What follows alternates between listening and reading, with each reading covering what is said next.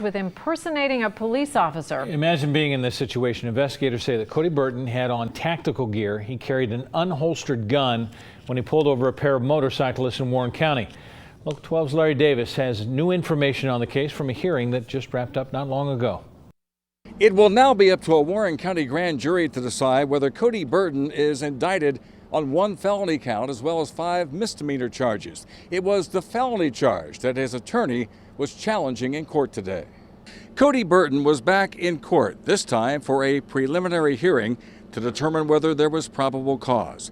Burton is charged with impersonating a police officer when he stopped 2 men on a motorcycle on Grandview Drive off of Ohio 48 in Clearcreek Township.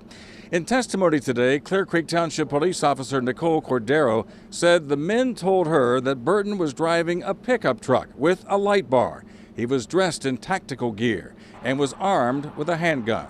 They told her he claimed to be a police officer. He stated that he worked out of Hamilton County for a special task force and that he can pull over anybody anywhere he wants.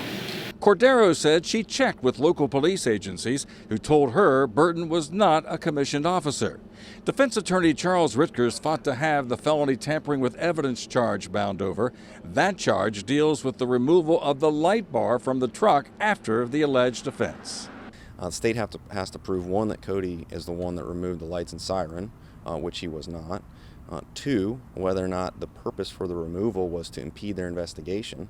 And in this case, the lights and siren were not destroyed, they were not altered, and the police were still able to conduct their investigation. And Ritkers says the prosecution had to prove when the light bar was removed and that somebody had to know that it was part of an investigation. In the end, the judge did not go along with that argument and ordered the case bound over to a grand jury. In Lebanon, Larry Davis, Local 12 News. Cody Burton was not immediately arrested after the incident. Police say that he finally turned himself in last week. He remains free on bond while being monitored by GPS.